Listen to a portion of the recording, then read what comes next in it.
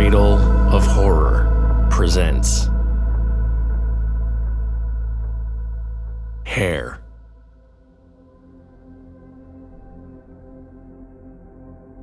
The package was small and unassuming.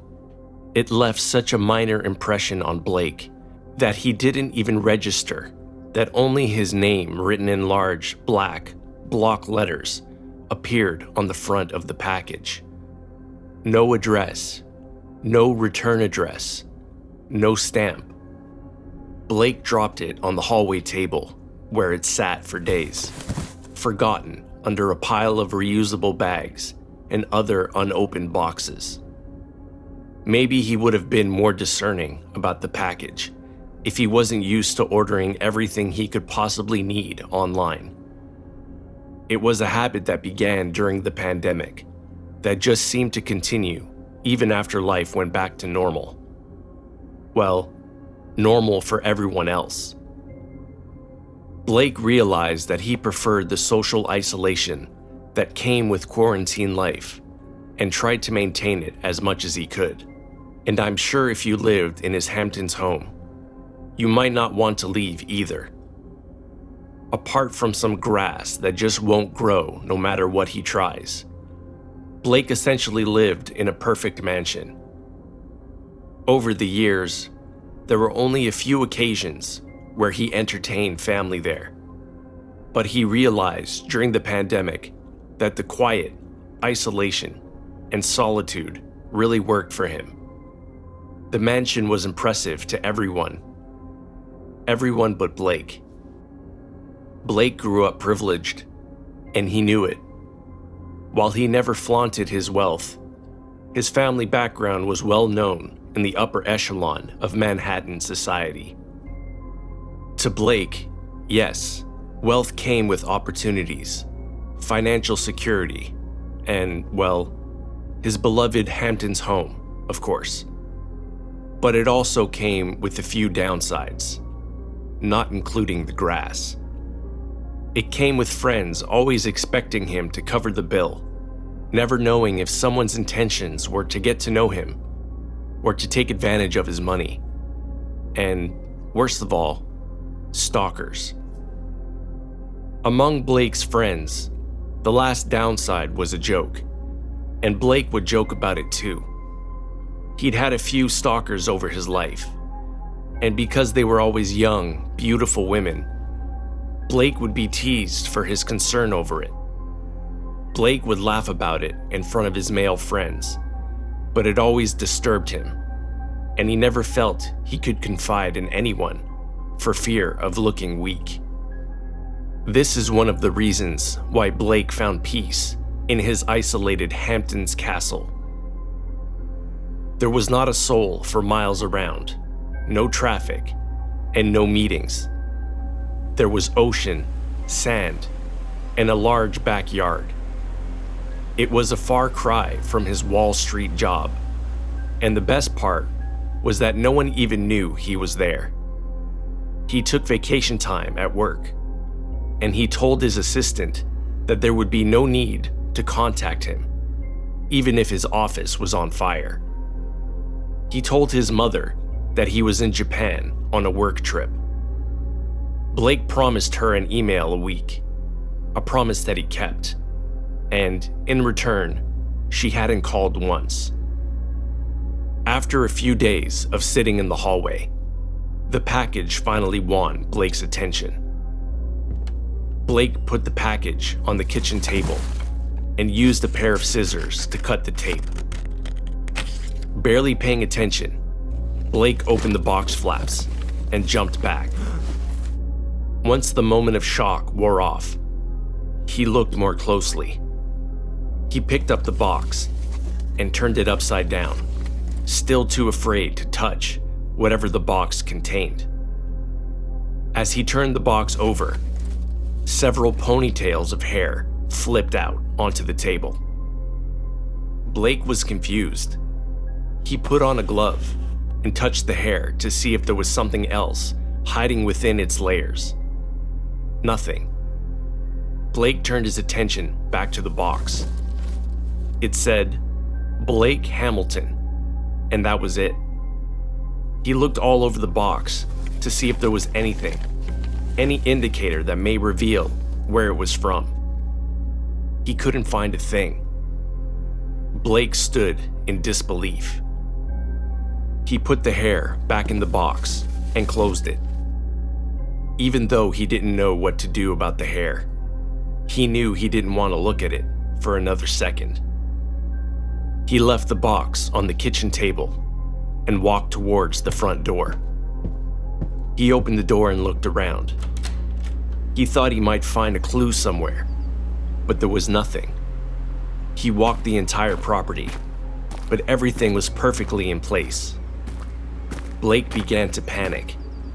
His last stalker was in jail, he thought. Maybe she was paroled, and Blake didn't know. Maybe she had a friend stop by. But how? Who would even know that he was there? Blake started to feel lightheaded, and he collapsed on the front lawn. His hands sunk into the soil.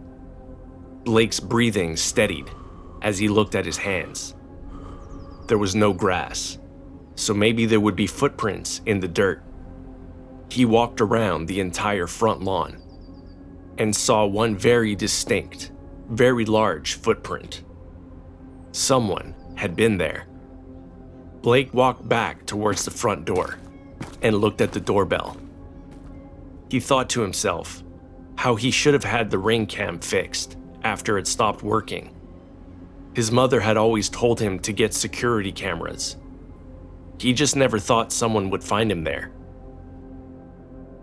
Blake decided to call a private security firm, one that catered to the very wealthy, one that would be discreet.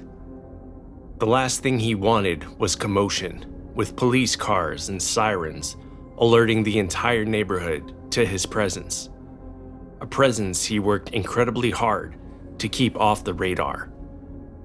And more importantly, he also didn't need any more ribbing from his friends.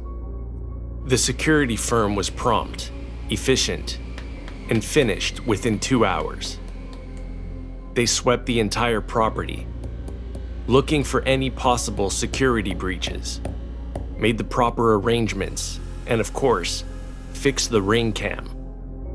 When Blake told Ron, the person in charge, about the hair, he agreed that Blake could have a stalker, and it wouldn't be a bad idea to put a security camera at the end of the driveway and one at the front door. Ron was incredibly gentle and kind to Blake, and Blake appreciated that he didn't tease him. Ron was very reassuring. So, the surveillance cameras were installed. They were concealed so they wouldn't attract any attention, and the security team left without leaving a trace behind them. Blake felt better. The police would have been overkill, he thought to himself. No, this was the right way to go about it. There was still the irritating question of the hair, but Blake concluded the hair would be an issue for later.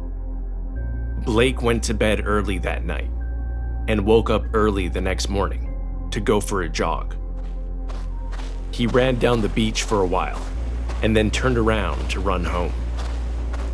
He listened to a podcast and was so engrossed in the conversation that he almost didn't notice a body scurry around the corner of his house as he approached. Blake called out, but no one returned into view, so he picked up the pace. He sprinted in the direction of the trespasser, but never caught up to them. He ran around the entire building, but still, there was no one. Blake checked the security cameras and ring footage, but the person wore a baseball cap and kept their head down, as if they knew where the security cameras were hidden.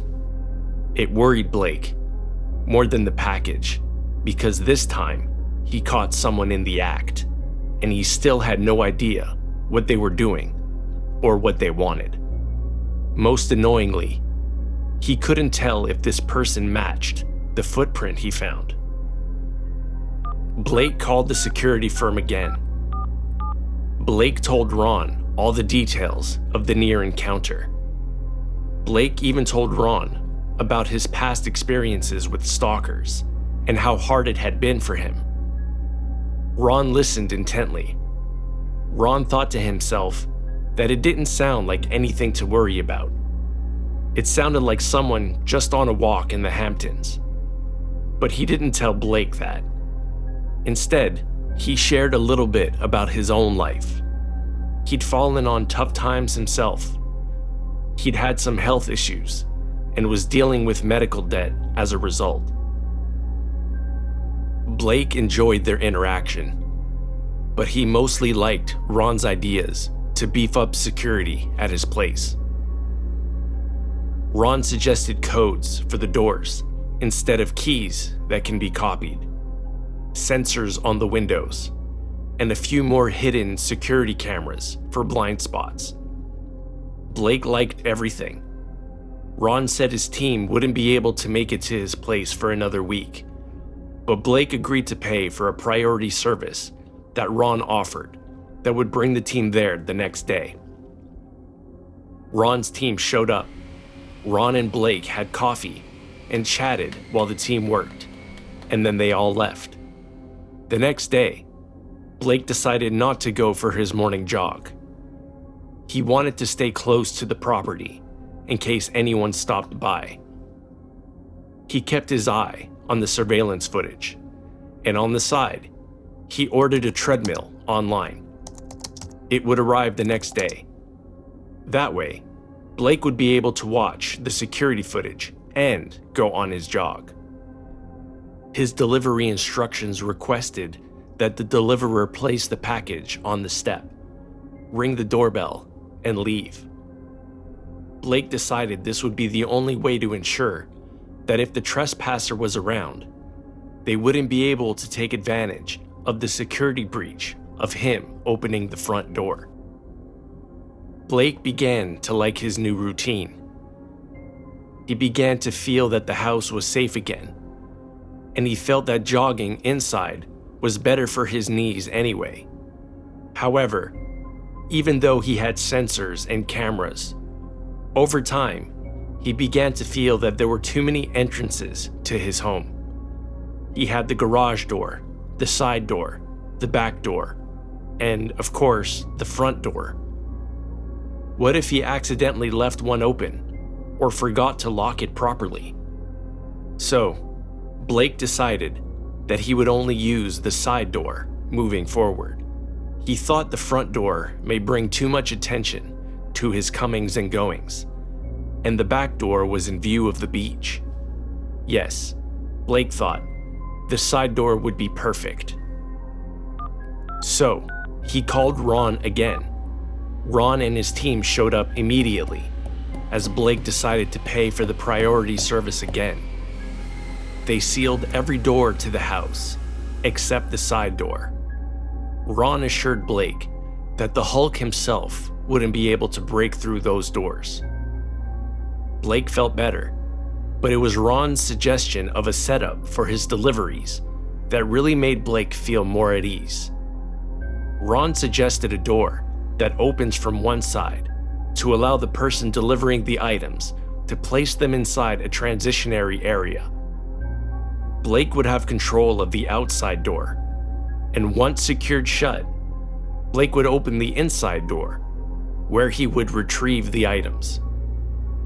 There would be no need to even make eye contact with the delivery driver. Blake liked the idea, as at this point, he wasn't just receiving deliveries for necessary items around the house, but all his groceries were being delivered as well. Blake was surprised to see that the entire team was prepared for this task that Ron hadn't planned to complete that day, and in fact, had all the necessary items ready and available. Blake didn't think too much of it. He figured that Ron was just on top of his game, and he was happy with the result. Blake began to truly rely on Ron for his expertise and his crack security team. Ron also became a friend to Blake, and they communicated with each other over email. Every once in a while, Ron would suggest further security ideas based on stories Blake told him about his life. Ron's team came and cranked up the security at Blake's home several times over the course of months. During this period, Blake decided to leave his Wall Street job for good and sold his Manhattan apartment. He had created a lifestyle at his beachside home where everything was delivered and anything he needed to accomplish was accessible inside of his home. Even though there were piles of packages everywhere, he was happy because he knew he never wanted to leave. It felt perfect. It felt safe. The home had essentially become a fortress. No one in and no one out. For a while, he had his friend Ron to talk to, but when there were no more security upgrades to do at Blake's home, Ron stopped responding to Blake's emails. Soon enough, Blake decided to stop emailing Ron as well. One day, after Blake finished his morning jog, he received an email from a friend. "Hello, Blake," it began. "I haven't heard from you in a while, and I wanted to make sure that you received the hair I left you a few months ago. I left it on your front porch. I didn't put my name on it, but I figured you know what it was because, well, who else would leave hair clippings in a box at your front door, right? Anyway, let me know if you used it to help grow the grass. I'm curious if it actually did the trick. All the best, Steve." Blake read the email over and over again. Everything came back to him.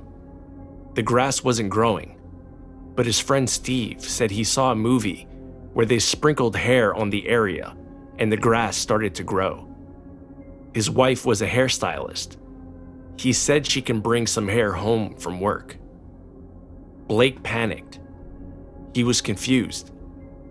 Had he just been paranoid this whole time? What had he done to his beautiful home? How could Ron let him do this? He was lightheaded. He started to see stars. His vision blurred, and soon a darkness overtook him, and he couldn't see anything. He tried to steady himself, but in the process, he tripped over a wall of packages that had built up over time. Blake woke up on the floor moments later, but an unbearable pain overtook his entire leg.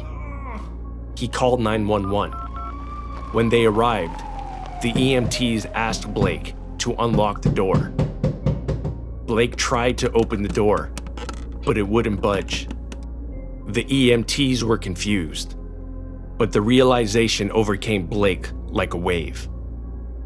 Blake looked out the window of his fortress and quietly and sadly said to himself, "No one in, no one out." But this time, it was a far less joyous refrain.